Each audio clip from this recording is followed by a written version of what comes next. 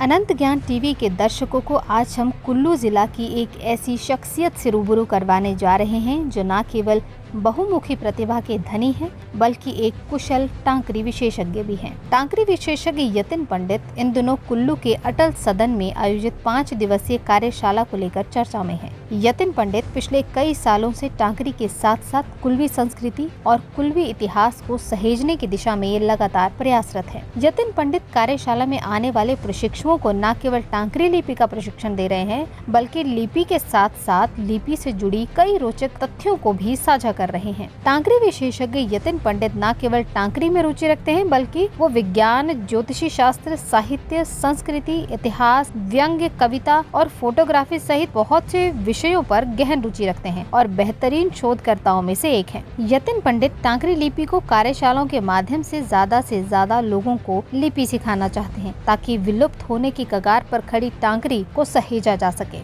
टांकरी के साथ ही कुल्वी संस्कृति और इतिहास को भी संरक्षित करना चाहते हैं। नमस्कार, आप देख रहे हैं अनंत ज्ञान टीवी। मैं आपका होस्ट सुरेंद्र कुमार आप सभी का स्वागत करता हूं इस अंक में।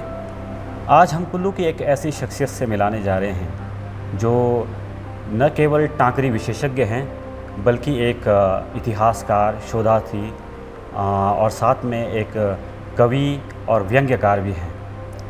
तो बहुत कुछ छुपा है इनके अंदर। तो आज हम उनसे रूबरू होते हैं और जानने का प्रयास करते हैं कि उनके अंदर क्या कुछ सहेज के रखा है उन्होंने। तो आइए यतिन जी से हम आपको रूबरू करवाते हैं। यतिन जी, आपका स्वागत है। नमस्कार। अनंत ज्ञान टीवी में धन्यवाद। तो सबसे पहले तो हम आपसे आपका परिचय जानना चाहेंगे। मेरा परिचय मूलतः मैं आज के वर्तमान में देखा जाए तो मैं टांकरी सिखाने वाले के रूप में मुझे अधिकतर लोग जानते हैं। मैं लिपियों पर वर्तमान में काम कर रहा हूँ, ना केवल टांकरी बल्कि टांकरी के साथ साथ हिमाचल की जितनी लिपियाँ हैं, अन्य लिपियाँ भी, उन पर भी मैं रुचि लेता हूँ। जैसे पाबूची है, चंडवाणी, भट्टाक्षरी, पंडवाणी है। साथ ही साथ भोटी लिपि में मेरी बहुत रुचि है, तो उसको भी सीख रहा हूँ और पढ़ना भी जानता हूँ। तो एक तरह से आप ये कह सकते कि लिपियों को लेकर मेरी जिज्ञासा रहती है, इसलिए मुझे लिपि के सिखाने वाले के रूप में अधिकतर जाना जाता है। परंतु मूल रूप से मैं इतिहास का एक विद्यार्थी आप मुझे कह सकते हैं, अपने संस्कृति का, अपने इतिहास का। मुझे पहाड़ों का इतिहास ढूंढने में बहुत रुचि है, अपनी संस्कृति के मूल तत्वों को ढूंढने में बहुत रुचि है, विशेष रूप से देव संस्कृति को, क्योंकि देव संस्कृति के इर्द गिर्द ही हमारा सारा इतिहास जुड़ा है। तो मैं उसी के खोजबीन में लगा रहता हूँ और कह सकते हैं कि मौन शोधार्थी हूँ उस चीज़ का। ज़्यादा इसमें लाइमलाइट में आने का अभी तक शौक़ रहा नहीं है। इसके साथ जो बाकी विधाएं हैं लेखन की, जैसे काव्य विधा है या फिर व्यंग्य विधा है, उस पर भी मैं थोड़ा बहुत लिखता हूँ अपने स्वांत सुखाए। और साथ में ज्योतिष का भी विद्यार्थी हूँ।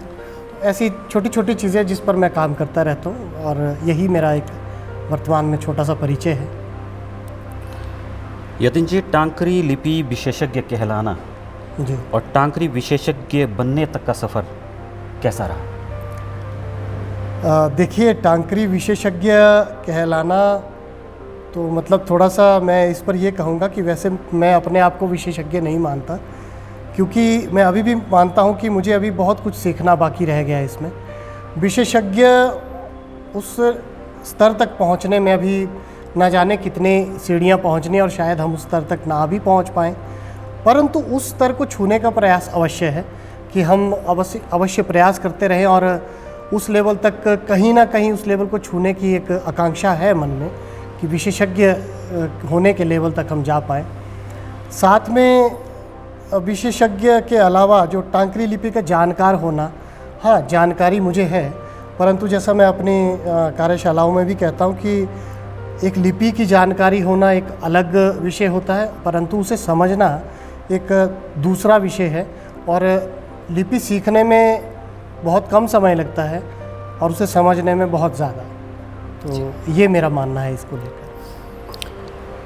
टांकरी लिपि जिसे माना जाता है कि ये लिपि विलुप्त होने के कगार पर है, तो ऐसी लिपि को सहेजना और उस पर कार्य करना ये सफ़र कितना मुश्किल और चुनौतीपूर्ण रहा है?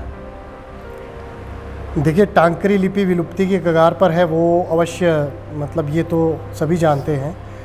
एंडेंजर्ड स्क्रिप्ट में से एक है ये टांकरी लिपि। इसे सहेजना और इस पर काम करना ये चुनौती भरा सफ़र रहा है। ऐसा नहीं, मैं इससे डिनाई नहीं कर सकता कि इसमें चुनौतियां नहीं रही हैं, अपनी तरह की चुनौतियां रही हैं।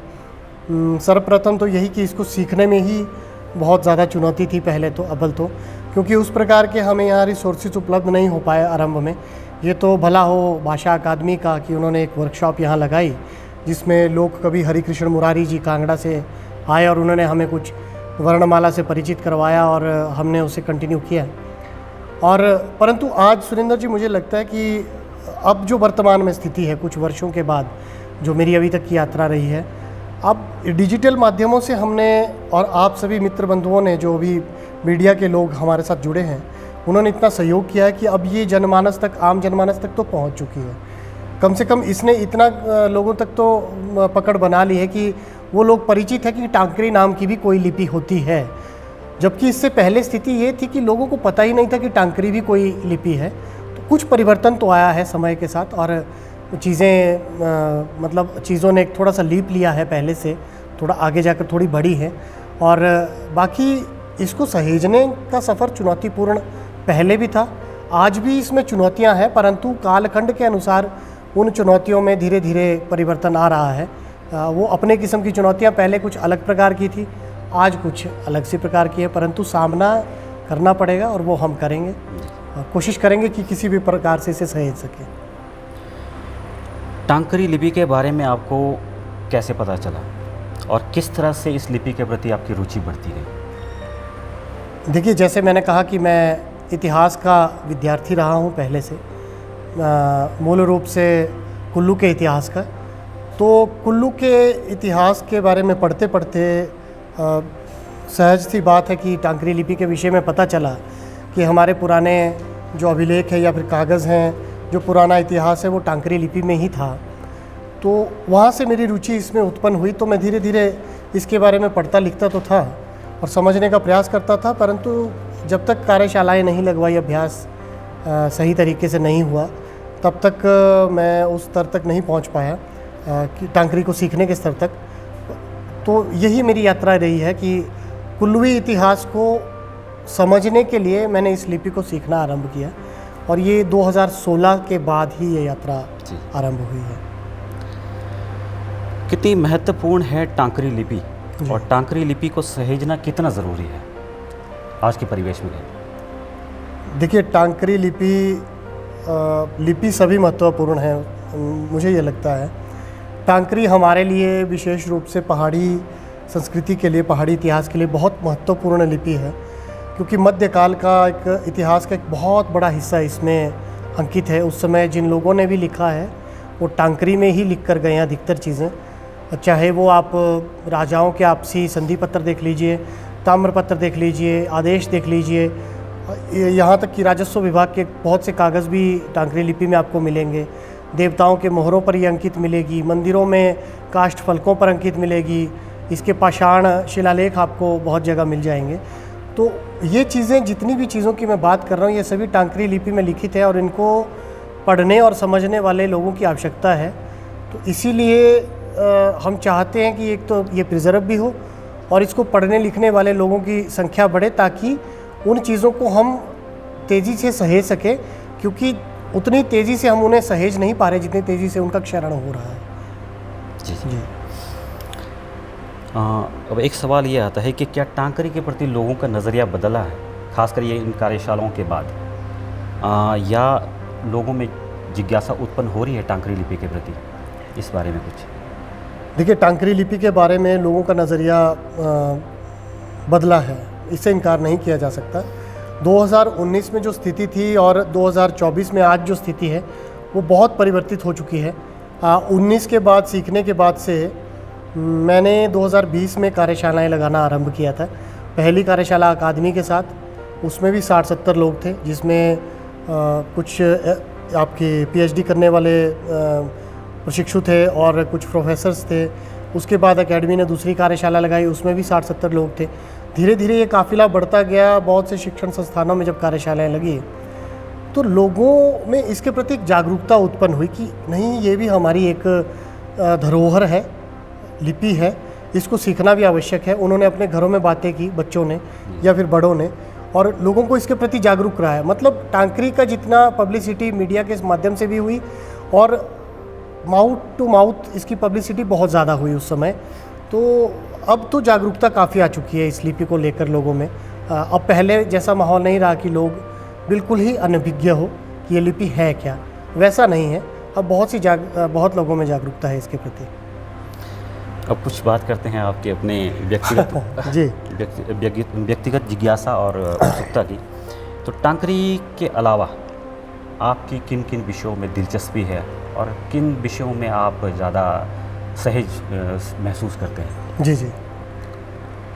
देखिए, टांकरी के अलावा तो ऐसे बहुत से विषय जिनमें मेरी दिलचस्पी है। अगर सीधी सी बात कहूँ तो मैं ज्योतिष का एक विद्यार्थी हूँ वर्तमान में भी। मैं बहुत दिलचस्पी लेता हूँ ज्योतिष में, परंतु न केवल भारतीय ज्योतिष में बल्कि वेस्टर्न एस्ट्रोनॉमी, उसके साथ साथ जो ये अपना विज्ञान है, विज्ञान जितना भी मतलब खासकर मतलब ये स्पेस के बारे में जितनी भी, उसमें बहुत ज़्यादा दिलचस्पी है। एक विधा और है जिसमें मेरी बहुत पहले से दिलचस्पी रही है, वो है व्यंग्य विधा, जो आरंभ में ही मुझे मतलब मेरा आरंभ ही देखा जाए तो व्यंग्य से लिखने से हुआ है। मैंने आरंभ में जो मेरे लेखन की शुरुआत हुई थी वो मैंने क्षणिकाएँ में लिखता था। तो क्षणिकाएँ लिखते लिखते व्यंग्य लिखना आरंभ किया। तो उसके बाद जब मैं थोड़ा इस लाइन में चला गया तो थोड़ा सा समय नहीं मिल पा रहा था, परंतु मेरी बहुत ज़्यादा रुचि व्यंग्य में है।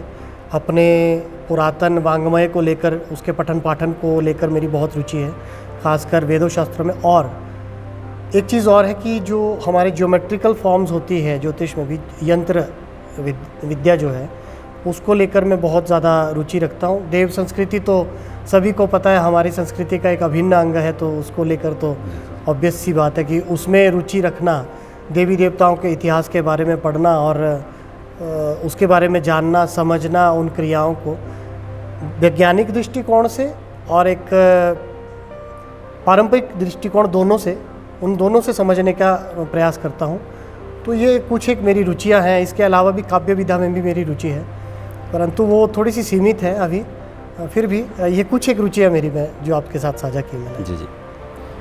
अब एक आखिरी में एक सवाल पूछता हूँ जी कि भविष्य को लेकर आपकी क्या क्या योजनाएं हैं और कौन कौन से ऐसे विषय हैं जिन पे आप अभी भी काम करना चाहते हैं? जी। और इसके साथ ही एक जुड़ा हुआ एक सवाल और रहेगा कि नए जो युवा पीढ़ी है उनको टांकरी लिपि या किसी और अन्य विषय पर क्या कुछ सलाह देना चाहेंगे या क्या मार्गदर्शन करना चाहेंगे? देखिए, सर्वप्रथम भविष्य को लेकर तो हमारी बहुत सी योजनाएं हैं अभी। तो आशिया कला मंडल के साथ जुड़कर और बाकी भाषा विभाग, भाषा अकादमी, अन्य भी वरिष्ठ जन बहुत हैं जो सहयोग करते हैं, उन सब के साथ जुड़कर जैसे जैसे हमारा विचार विमर्श होता है, तो फिलहाल भाषा और लिपि को लेकर ही हमारी योजनाएं हैं वर्तमान में, अभी करंटली, कि लिपियों का प्रचार प्रसार कैसे हो, इनको हम कैसे प्रिजर्व कर सकें, अपनी पुरातन लिपियों को, और अपनी लिपियों के माध्यम से अपनी भाषाओं को कैसे संरक्षित कर सकें। क्योंकि ऐसा नहीं है कि केवल लिपि का ही क्षरण हो रहा है, बल्कि हमारी भाषा भी बहुत तेज़ी से विलुप्त होती जा रही है। कुल्वी के भी मतलब बहुत से ऐसे शब्द हैं जो शायद आज विलुप्त देखे जाते हैं, जो प्रयोग में नहीं है। उसी प्रकार ना केवल कुल्वी और भी जितनी स्थानीय हमारी भाषाएं हैं वो भी विलुप्त हो रही। तो लिपि के माध्यम से जैसे जैसे हम उनका भी संरक्षण करते रहे, साथ के साथ भाषा का भी, तो वो साथ में जोड़कर हम ये चीज़ें करेंगे। एक तो हमारी योजना ये है, और कोशिश है कि शिक्षण संस्थानों में जाकर इस प्रकार की और कार्यशालाएं लगाई जाए जिसमें भाषा और लिपि संयुक्त रूप से इन दोनों के ऊपर मतलब इस तरह का एक प्रशिक्षण शिविर हो, जिसमें हम इंटरैक्ट करें बच्चों के साथ या फिर नए छात्राओं के साथ। तो उनमें जागरूकता उत्पन्न करें, अपनी लिपि को लेकर एक समझ उत्पन्न करें, अपनी भाषाओं को लेकर एक उनको मोटिवेट करें, उनको प्रिजर्व करने के लिए उनको मोटिवेट करें। तो ये हमारी योजना है वर्तमान में। और दूसरा, जो आजकल की युवा पीढ़ी है, मैं उन्हें एक सलाह देना चाहूँगा टांकरी में देखिए एक मंगलाचरण आता है और वैसा ही शारदा लिपि का एक मंगलाचरण है। ओम स्वस्ति एक संगोर सिद्धम शारदा में और ओम श्री एकांग द्विछेक सिद्धम। तो मैंने आज भी वही कहा अपने जो हमारे पास सीखने आए थे हमारे पास, कि ओम श्री एकांग द्विछेक सिद्धम का अर्थ है कि एक साधे सब सदे, सब साधे सब जाए। तो जैसे मैंने कहा कि मेरी बहुत रुचियाँ, परंतु वर्तमान में मैं एक चीज़ साध रहा हूँ। तो बाकी सब युवा साथियों से यही निवेदन है कि यदि आप किसी भी चीज़ की साधना कर रहे हैं, चाहे वो आपका विषय वस्तु है, चाहे सब्जेक्ट्स हैं, एकेडमिक्स है, एक ही चीज़ को साधिए। यदि आप टांकरी भी सीखना चाहते हैं तो जब जितना समय आप टांकरी को दे रहे हैं उस समय टांकरी के एक ही प्रारूप को साधिए। किसी भी लिपि को जब लीजिए तो उस समय एक मन एक ध्यान होकर उसी पर काम कीजिए, बाकी चीज़ों को छोड़ दीजिए। तभी वो आप उसको साध पाएंगे या सिद्ध कर पाएंगे, क्योंकि साधना शब्द ही अपने आप में इस चीज़ की व्याख्या कर देता है कि एक समय पर एक ही चीज़ को साधना चाहिए। तो यही युवाओं से निवेदन है। दूसरा निवेदन एक और भी है आपके चैनल के माध्यम से, टीवी के माध्यम से, कि देखिए अपनी संस्कृति के प्रति हमें जागरूक होना पड़ेगा। आप जागरूक, सभी से निवेदन है आप जागरूक रहिए। हाँ, उस अति के स्तर तक जागरूक मत जाइए, ओवर मत कर दीजिए चीज़ों को। अपने सहज बोध के अनुसार चीज़ों को समझने का प्रयास कीजिए और जागरूकता अपने आप में अपनी संस्कृति के प्रति, अपने संस्कृति से जुड़े अवयवों के प्रति, जिसमें लिपि हो, भाषा हो, अपनी छोटी छोटी कहावतें हैं, गीत हैं, वाद्य यंत्र हैं, इनके प्रति जागरूक रहिए और इन्हें सहेजने का, प्रिजर्व करने का भी प्रयास कीजिए और इनका प्रयोग भी खुल के कीजिए। इसमें कोई शर्म नहीं है। हम बहुत झिझकते हैं इन चीज़ों का प्रयोग करने में, अमूमन देखा गया है। इसका प्रयोग कीजिए और बाकी सब मिलजुल कर हम प्रयास करेंगे, युवा पीढ़ी भी, हम भी और लोग भी, तो हमारी संस्कृति का ज़्यादा हम उसको उत्कर्ष तक ले जा सकते हैं। तो यही मेरा कहना था, निवेदन था आपके इसके माध्यम से। धन्यवाद। दर्शकों, तो ये थे टांकरी विशेषज्ञ यतिन पंडित।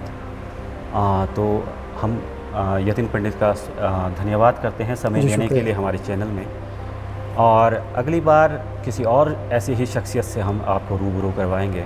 तब तक बने रहिए अनंत ज्ञान टीवी के साथ। आप सभी का धन्यवाद।